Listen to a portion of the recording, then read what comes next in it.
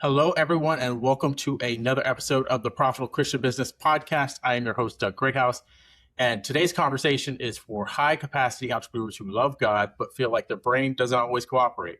Maybe you've got big vision, maybe you've got drive, maybe you've been even labeled ADHD, but you've also been told the only solutions are medication, Eastern meditation, or practices that just don't sit right with your faith. What if that's not true? What if your brain isn't broken? What if it just hasn't been optimized the way it was created to work? My guest today is Mike Ochsner, applied neuroscience expert, best-selling author of Unleash ADHD as Your $6 Million Superpower, and someone who rebuilt his own brain after multiple concussions. He works with elite special operations units, Fortune 500 executives, professional athletes, and faith-driven entrepreneurs, helping them improve focus, performance, sleep, stress resilience, and decision-making without compromising their faith. And today we're going to talk about ADHD as a potential superpower, faith-compatible brain optimization, why most entrepreneurs are fighting their own neurology, and how to calm a racing mind without sedating your brain. This one is practical, provocative, and it might completely change how you think about your brain. Welcome to the show, Mike. Wow. Thanks a lot, Doug. It is a pleasure to be on here with you, and I love your podcast and what you're doing, and honored to be on. Well, thank you. It is a pleasure having you. I am supremely interested in this topic myself, so it's not only going to be great for the audience, it's going to be great for me as well. So if somebody's hearing your name for the first time, what problem do you actually solve? That's a great question. I've done a lot of things through the years. For over a decade, I worked a lot in the tactical world where lives depended on performance. And as I was working in that world, what we saw was about 99% of people's lives, even in that world, was non-tactical. And what I was helping them with on the neurology side was helping the rest of their life like nothing else that they were doing. And so as a result, I worked with lots of elite athletes and executives and students in basically very expensive schools who want to be able to unlock performance and really are running at full speed right now and don't have the ability to grind harder. So they need to figure out ways to be more efficient and effective. Nice. This is more of a curiosity question for me. Is it primarily men, or do you also work with women? A lot of women. Yes. It's Really? almost, well, actually a little bit over 50-50. So just over 50% are women and just under 50% are men. And a big reason for that is mothers and wives buying training for their husbands and kids. Wow. So out of some of the people you worked with, we talked about special operations, executives, pro athletes, et cetera. What do most of them understand about the brain that other people don't? Well, most people have a pretty limited understanding of the brain, even though it's as important as it is. And so a lot of times when I go in to work with somebody, I'm not saying I'm going to help your brain work better. We're looking at specific metrics and specific things that they want to do better. And it's just that I happen to see the parts of the brain that are going to make that happen very quickly. And so we use neurology drills to get the results that they've been trying, mindset, different training regimens, different organizing, scheduling systems, all sorts of different things depending on the application. Wow. You mentioned the word mindset because in my space, we use that term a lot. Can you talk about a little bit about the difference between what you do and mindset? Absolutely. They're both very important. Mindset, to a large extent, is a conscious discipline. It's something that you consciously do. It takes willpower. It takes effort. It takes calories. And neurology helps free up more bandwidth and more calories to make mindset easier. And so if your brain's not in survival mode because of issues with balance our vision, then it's much, much easier to execute on all of the mindset things that you know you should be doing. It's Wow. kind of the That is super cool. foundation. Yes, neurology is the foundation or the platform that makes mindset work. So when you say the word superpower, I really feel like that is a superpower. Can we talk a little bit about ADHD and how, Absolutely. like, when somebody's told they have ADHD, it's often like, oh, they have a problem. Can you explain why it might not necessarily be a problem? Oh, yeah. So there's different, basically, ADHD is a collection of symptoms. And it can come, that collection of symptoms can come from a few different things. It can come from brain wiring at birth. It can come from concussions. It can come from a lack of sleep. It can come from nutrient deficiencies. It can come from illnesses. And those same collection of symptoms get called ADHD, regardless of the origin. So let's just look at brain wiring, the way that God made us. About 10% of the population has what's called a hunter brain, and we aren't satisfied with accomplishments as long as other people. We need more variety. We need more stimulation.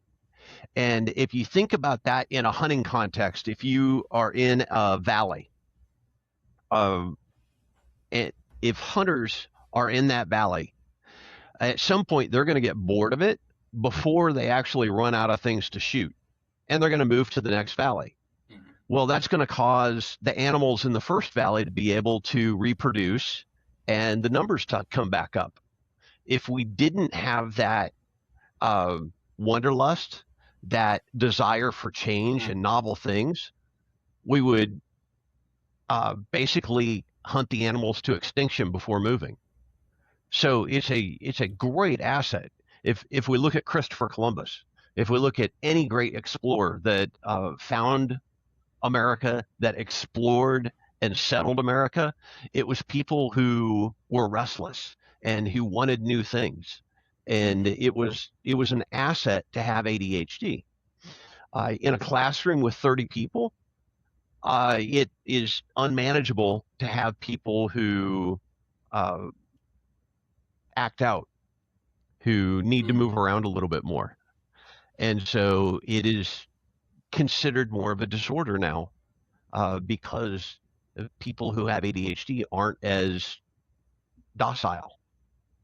So one of the things that I do is I help people basically get the underperforming parts of their brain working better and the overperforming parts of their brain calm down. And the end result is, even if somebody has ADHD wiring, they're able to be calm in a mixed environment for longer. They're able to have more self-discipline without having to just force it and fight it and use tremendous amounts of willpower. It's more natural and easy, but you still have all the assets. That is pretty amazing. I'm just gonna say, whenever Mike tells you to go check out after this interview, we're gonna plug that link right away. Just go find that link, because this sounds like something, especially a lot of Christian entrepreneurs need. And I think just overall, Yeah. I don't have the statistics, but I would imagine there's more ADHD entrepreneurs than just about any other segment of professionalism. Because it's kind of it's one of the reasons we become entrepreneurs. I think about Thomas Edison. You mentioned Christopher Columbus, but I think about people like Thomas Edison, and even who's Tesla, Elon Musk. I believe they probably have ADHD, right? Or Thomas Edison had ADHD. So yeah, I can see how it could be more of a benefit if you learn how to leverage it, I guess would be the word.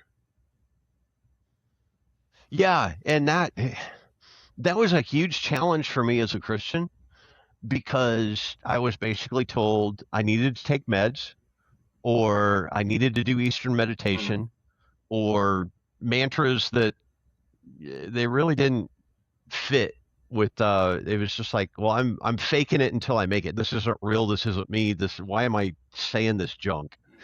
And so I I tried meds, and I didn't like what they turned me into.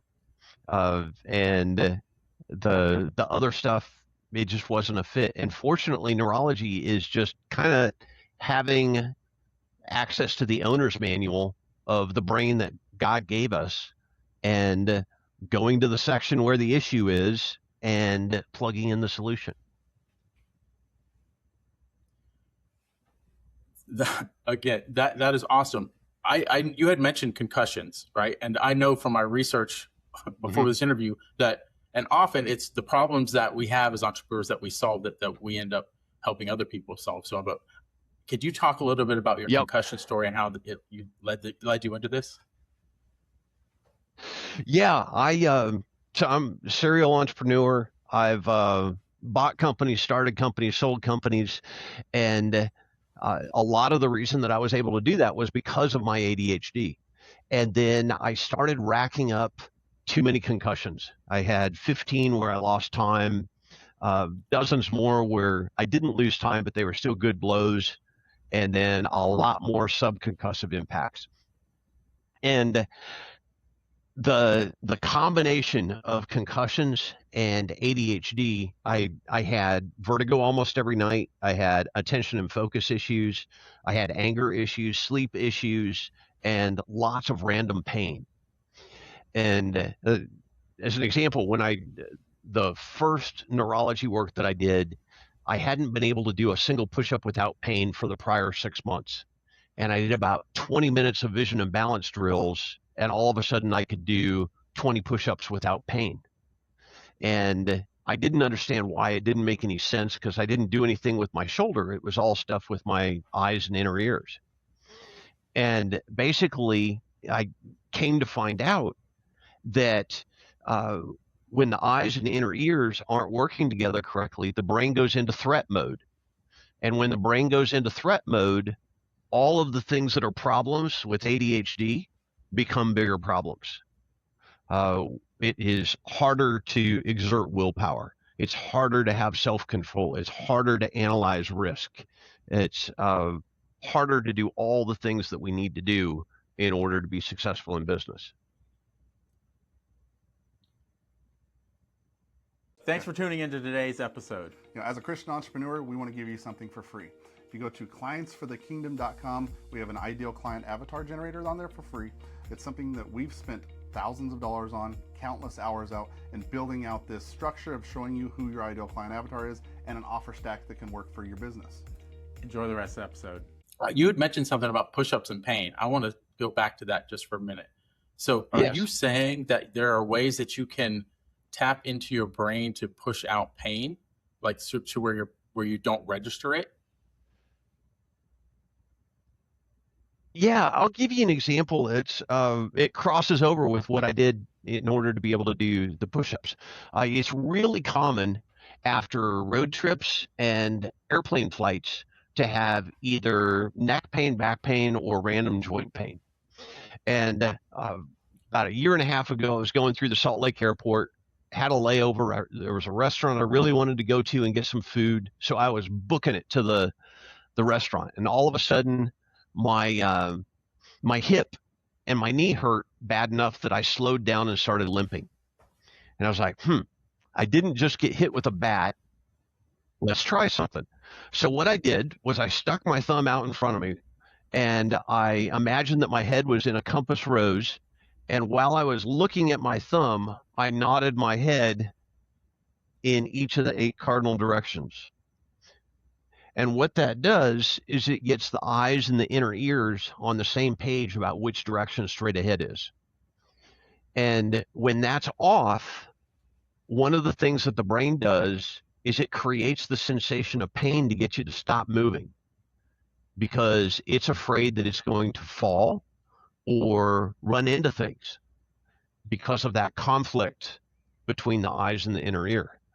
By getting them back on the same page, there's no reason for the brain to limit movement anymore, and the sensation of pain goes away if that was the cause. And I've seen this Wow. play out over and over and That over that is again. super cool. Uh, yeah, I had an orthopedic surgeon in a class, and it was a real high dollar class where they flew in for the weekend. And at lunch, I was talking about vision training and ran everyone through a few drills. And at the end of it, he was mad. He was in the front row and he was just clenching his fists, and I could see the muscles in his jaw flexing. And I thought he was really going to lay into me. And I asked him what was going on. And he said, "My back has been hurting for 6 years, and I postponed surgery to come to this training. And what I was going to tell you at the end of lunch was that I couldn't do anymore because I was in too much pain. And your stupid drills that shouldn't do anything made my back feel better, and I'm good to go." And what he was mad about wasn't feeling better. He was mad that he had tried all these different things to make his back feel better and was scheduled for surgery. And it was vision imbalance that were a huge driver of the pain. Wow.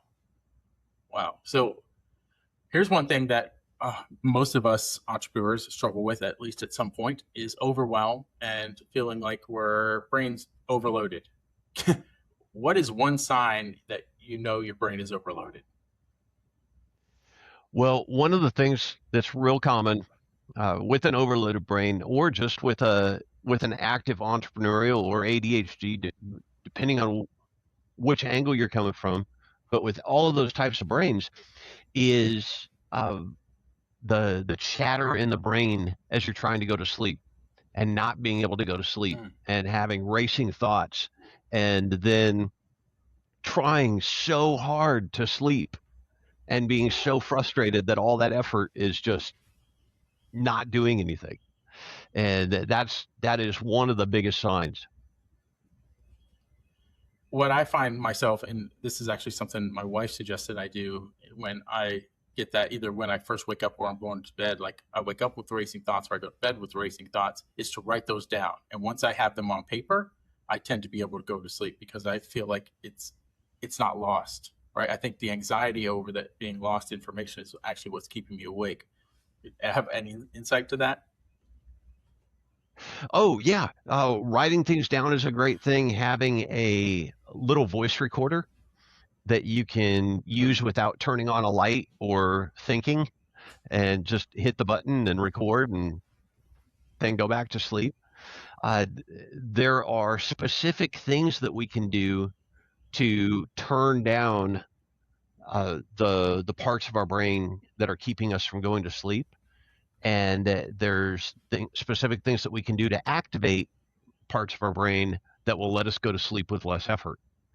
And by doing that, by turning down the overactive parts and turning up the underactive parts, it becomes a lot easier to sleep. Nice. We ask a fill in the blank question on every single Profitable Christian Business podcast episode. So your fill in the blank question is: most Christian entrepreneurs struggle with their brain not because they're broken, but because blank. They don't have the owner's manual. They blame issues on age, on all sorts of things that aren't necessarily correct.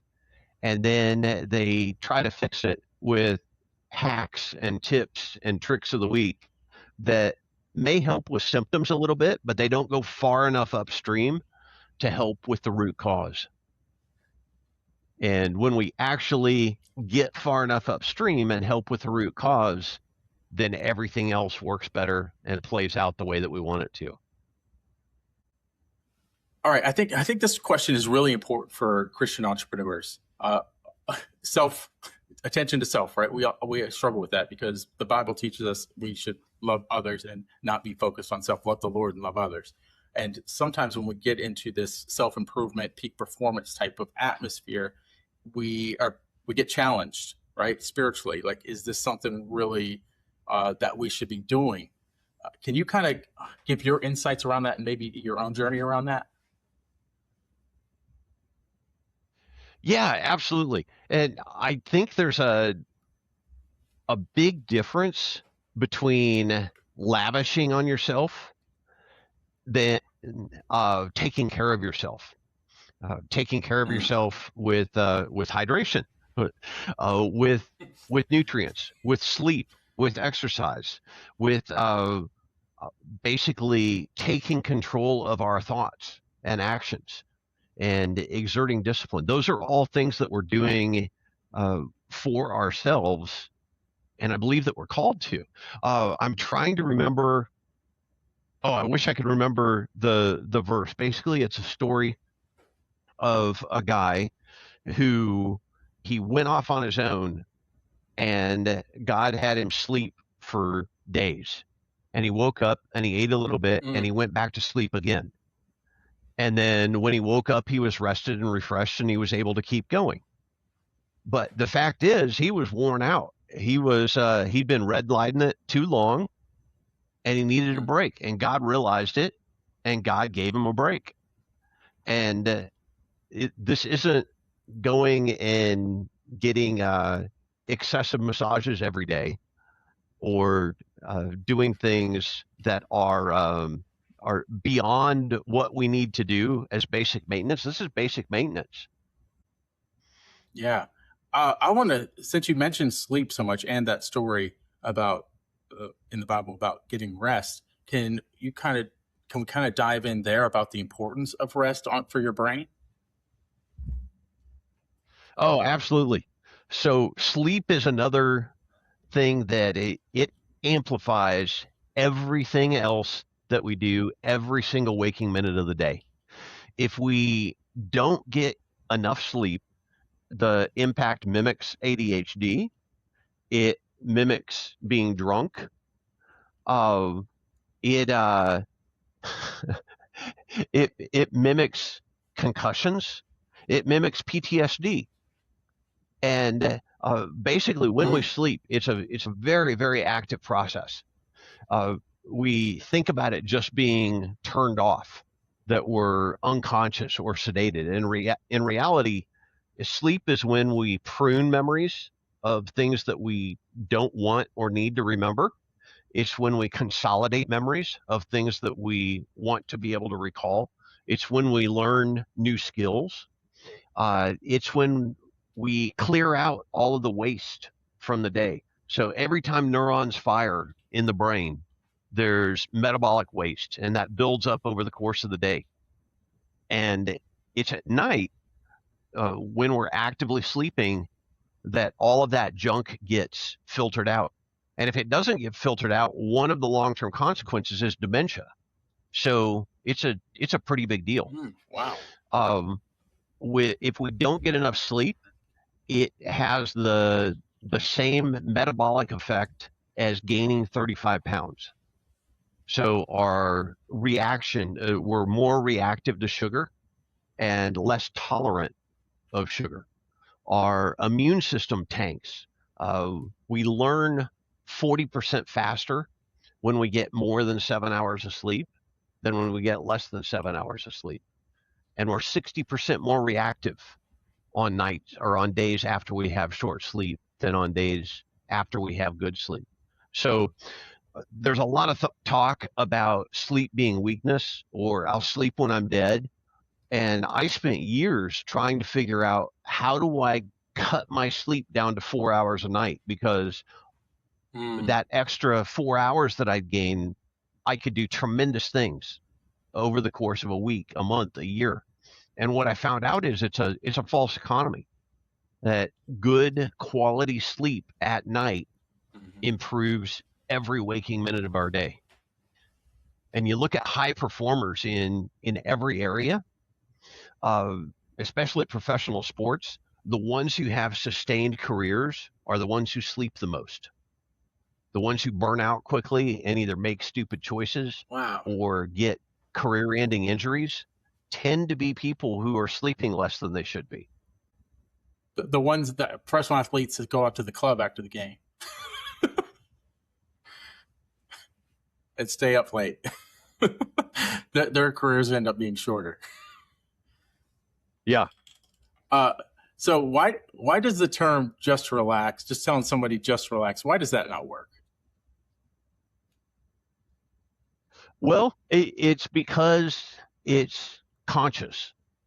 And what's happening is when we're trying to go to sleep, we've got sleep is a two-part process. One part is something called sleep pressure, and the other is threat level, or is the brain safe? So sleep pressure you can kind of think of as being like water up against a dam. And as it builds up, we feel more and more tired. When we have caffeine, that level goes down and we're not able to go to sleep quite as easily. But we can be exhausted and still not go to sleep because of a racing mind that's in threat mode. And so what we want to do on the other side is basically raise the gates on the dam to let the water out. And the way that we do that is by lowering the threat level in the brain neurologically. And we do that by turning down the amygdala and the threat centers of the brain, and by giving the front of the brain, the executive centers, things to think about that are maybe a little less emotionally charged than the things that are keeping us awake. And that combination lets us go to sleep without effort.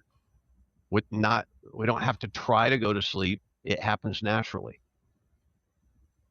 Yeah, I can think of times in my own life, especially I want to get to stress after this, but when I've been in high stress and I've been exhausted, and I'd be like, if I could just go to sleep, I'm exhausted, but I'm still having trouble going to sleep. I sense that's been a while ago, but I can think back to those times, and I'm sure there's a lot of people even listening now that have that type of thing happen where they're just under so much stress, and that stress build up, and they may be exhausted, but they can't sleep. So can we get into some practical things that they can do? Like, what's something that someone could do to calm their stress down? Yeah, absolutely. So there's a breathing protocol that I teach, and there's about 50 different breathing protocols that I teach depending on which parts of the brain you want to turn up and which parts of the brain you want to turn down. But this one's very, very effective for calming things down while somebody's trying to go to sleep or in the middle of the night. And what you do is it's called eye palming and triangle breathing. And if you're in a pitch black room, you don't need to palm your eyes. And if you're driving or anything else, you don't need to cover your eyes or close your eyes. You can do it with your eyes open. But what you do is you shut your eyes and then put the meaty parts of your palms over the bony parts around your eyes so it blocks out all the light. And then you do a double inhale through your nose, which is just breathing in twice, and then a 10 count exhale through the mouth.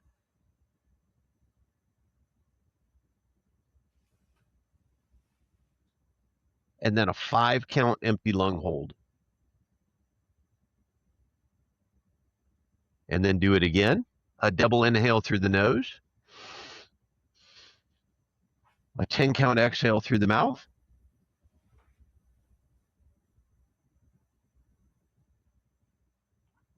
And a 5 count empty lung hold. And then end with a double inhale through the nose. And uncover your eyes.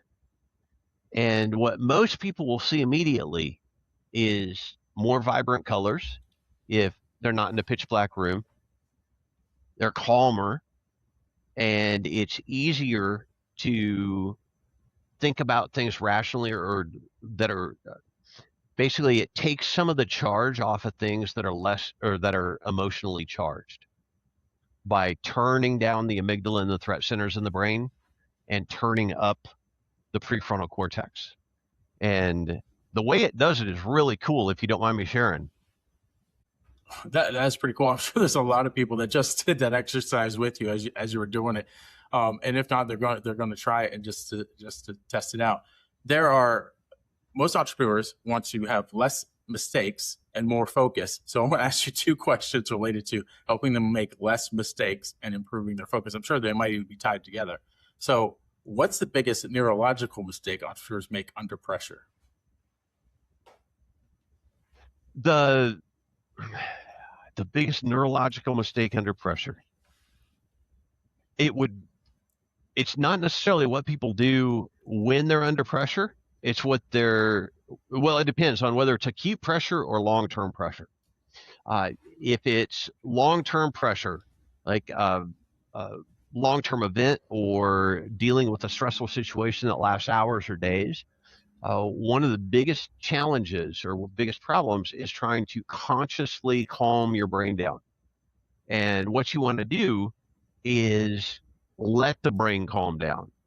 And the way that you do that is by doing the eye palming and triangle breathing. And there's different modifications to that make it 10 to 20 times more effective in the same amount of time. Getting the senses working together, the compass rose drill that I mentioned, and lots of other drills depending on what's going on in your own brain. One of the very interesting things about brains is that there's similarities between them all, but everybody's wired differently depending on their past experiences. And so people who I work with normally figure out the drills that work the best for them, and those are what they do to get the biggest impact. That is cool. Any other tips to improve your focus, like right away? It really depends on the brain and what's going on to cause people to lose focus.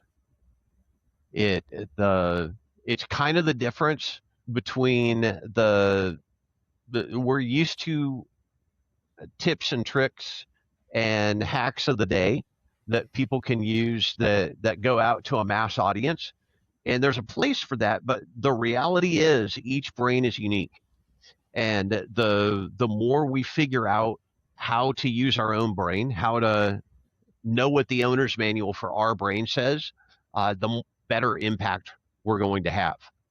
There could be a drill that works for 90% of people, but not for you. And it could be a drill that works for you that doesn't work for anybody else because of your specific brain wiring. Yeah, we're all unique with God's design, right? The way God designed us to make us all a little bit unique. Absolutely. That's super cool. Speaking of God, let's talk about stewardship. So how should Christian entrepreneurs think about brain optimization as stewardship? I look at it as something that we do just like drinking and eating and sleeping and any other maintenance issue or maintenance activities that we do. It is, it's maintaining the brain that God gave us and helping it to perform at spec instead of perform with sand in the gas tank. It's there isn't a as much as I've tried to find scriptural references for neurology, you really have to stretch to make them fit, and so I don't. But if we look at a general pattern of God telling us to take care of what He's blessed us with, neurology fits into that, of taking care of the brain that He blessed us with. Yeah, it's interesting because this morning during our Bible study, I have a men's Bible study that we do every Friday morning. We were talking about the subject was purpose, right? When we talk about stewardship, if we have the healthiest optimized brain that we can have, we are better fulfilling our purpose. So in a lot of what you said, I just carry that on to that. Like, how can you better fulfill your purpose that God has for you, but by having a highly optimized brain, right? Yeah, optimized or even just maintained. Most people don't maintain their brain. And so as a result, with anything, it degrades over time. The performance tapers off, and we blame it on aging. We blame it on all sorts of different things. but we have a lot more control over it than most people realize. And that's both a really cool thing, and it can be a little bit challenging if people don't know what to do next. And that's where I create trainings and books and different things to help people to figure out what to do next and how to get better performance out of the brain they've been blessed with. So would you say, like, because you mentioned dementia before, could how you train people, could those things help curve off or even eliminate potential Alzheimer's or dementia? So right now, there's no solid research that shows that you can reverse it, and everything, all of the claims to the contrary have been anecdotal and haven't been really proven out yet. What we do know is that if we take care of the brain better at a younger age and in mid-age, we have fewer problems later in life. And some of those problems are because of the buildup of metabolic waste in the brain, like I was mentioning, that gets cleared out in sleep at night.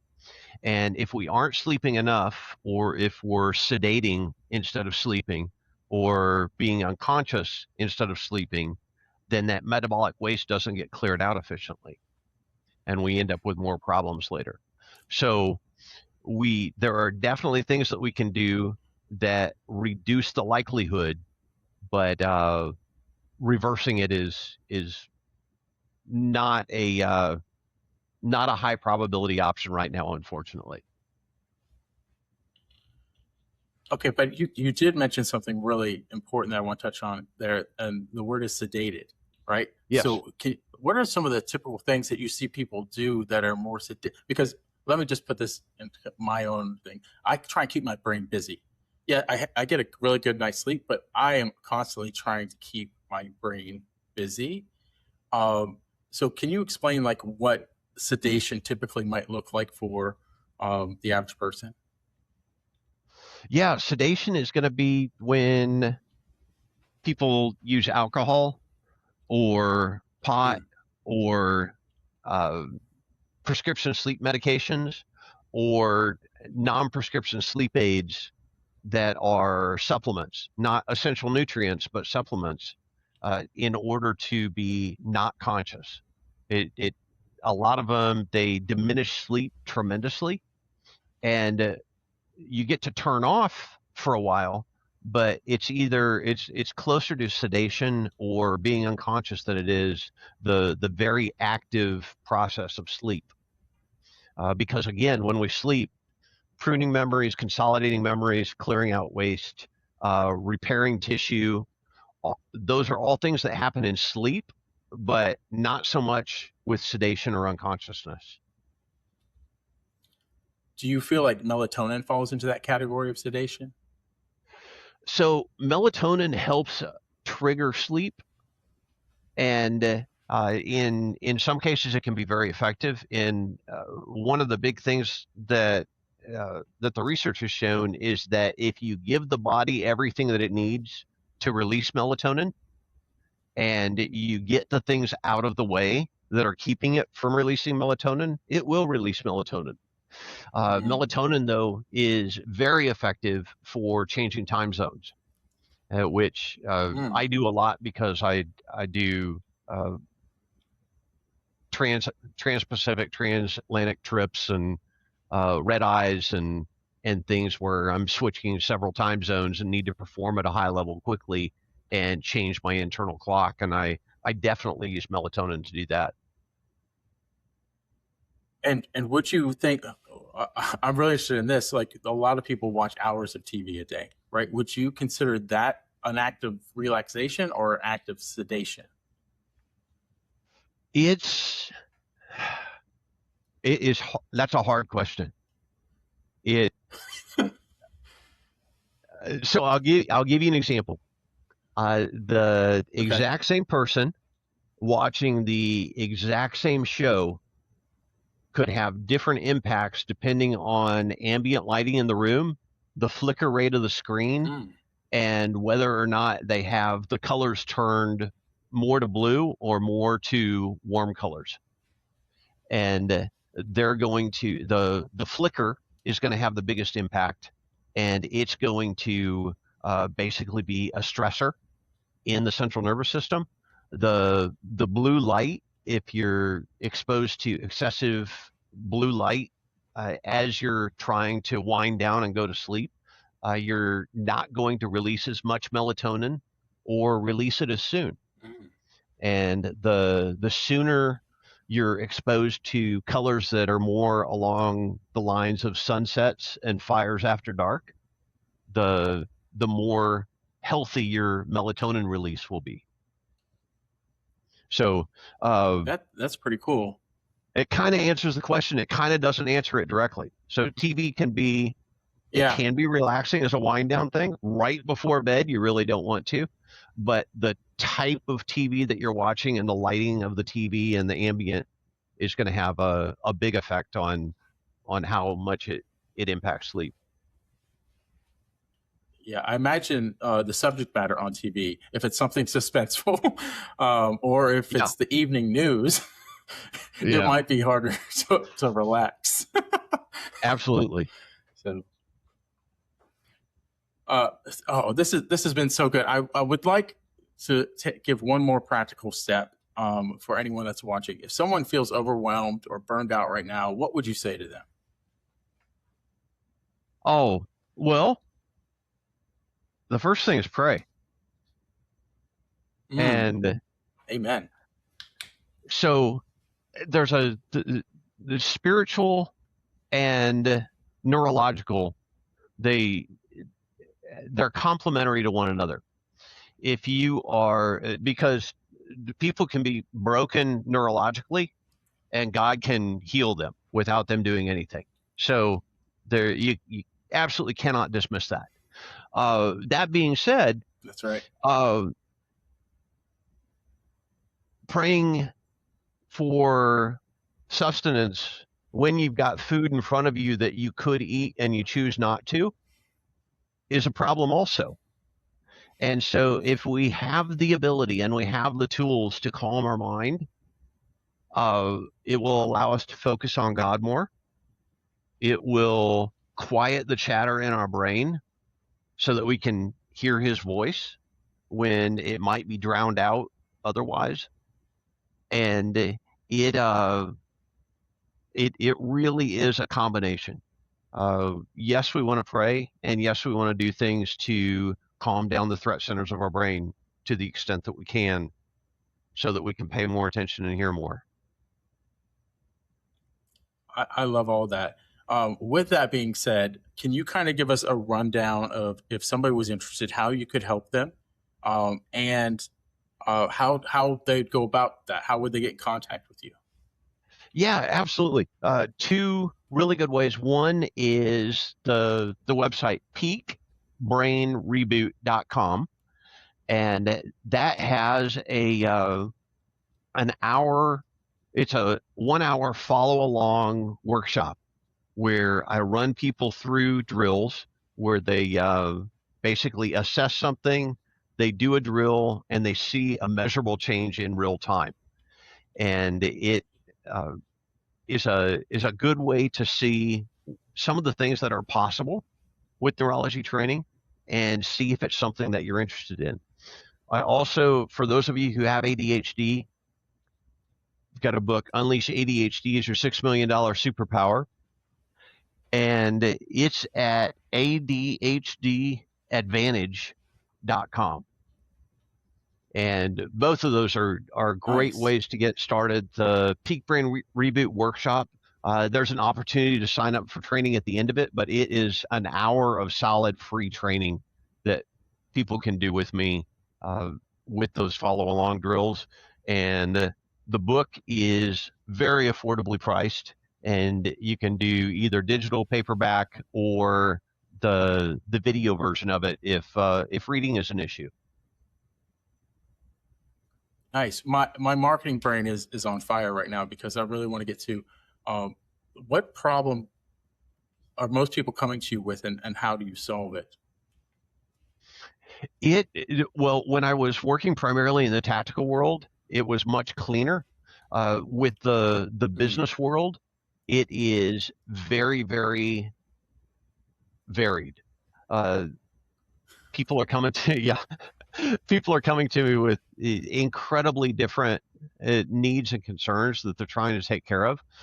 They basically fall under the families of pain, attention, focus, sleep, and performance under pressure. And those are all things that we can have a lot of leverage with very quickly with neurology drills. Two things that stand out to me, probably for this audience that you just said, are focus, right? I just put out a post yesterday about how we all as entrepreneurs feel like we're holding all these wires trying to plug in so many different things at the same time. So focus would be a huge one. And I lost track of the other one, but there was a second one that you said right after focus. Attention, sleep, performance under pressure. Sleep probably is a big one. It was performance under pressure. Yeah, because we are, if we're good entrepreneurs, we set goals and we set deadlines, right? And we feel that pressure of those goals and deadlines often. So being able to perform under pressure, it was the other big one that I think could be really beneficial. So any of those things, if you are listening and you're want to just, I use the word optimize, but better manage your brain. If you want to have more peak performance from your brain, let's put it that way. Mike's your guy. Mike's the guy you need to reach out to. He has that.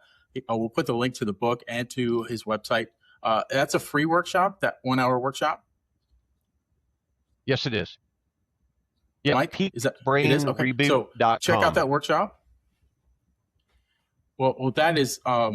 We talk a lot about value lead, right? And I love that you're doing that free workshop. And the reason why is because you're trying to show somebody the value before they even, and come to you and work with you, because you want to provide value right away. So I love that you're doing that, because it really builds the trust. So that is awesome. We'll put the link to the workshop below and the link to his book. Mike, we ask one last question of every single entrepreneur that comes on the show, and that is because I always feel like if I didn't ask this question, my guest is going to feel like, I wish I could have said that, or I had this parting word of wisdom and I didn't get to drop it. So this is the opportunity. So do you have any parting words of wisdom or anything that you'd like to share with the audience? Oh, the big thing is that a lot of Christians have been told that basically their brain is flawed because of maybe the fact that things are more challenging. And a lot of times things are more challenging because there are parts of the brain that are operating out of spec that we have control over. We're not a passive passenger, and we can make changes to our brain. We can make changes to our neurology that help it work the way that God intended it to work. And for me, it was like taking 10 years off the clock, and it was life-changing. And I'm incredibly thankful for it, and incredibly thankful for the ability to help others in the years since, and would be happy to help anyone in your audience do the same.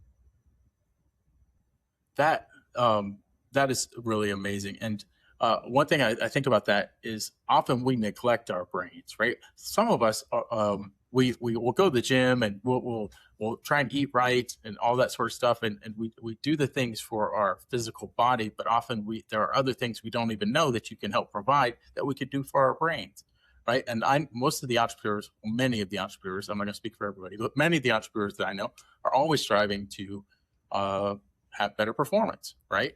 And we do that not only through the work that we do, but through having healthier bodies. But often it's the mind that we neglect. We learn things, but we don't learn the things that you can teach us. So thanks a lot for that. Absolutely, Mike. Doug. Thank This you. has been an amazing. This has been an amazing interview. I feel like I've learned a lot. I think the audience has learned a lot. And until next time, entrepreneurs, keep moving forward. Thanks for checking out the Profitable Christian Business Podcast. Remember to like, subscribe, and share.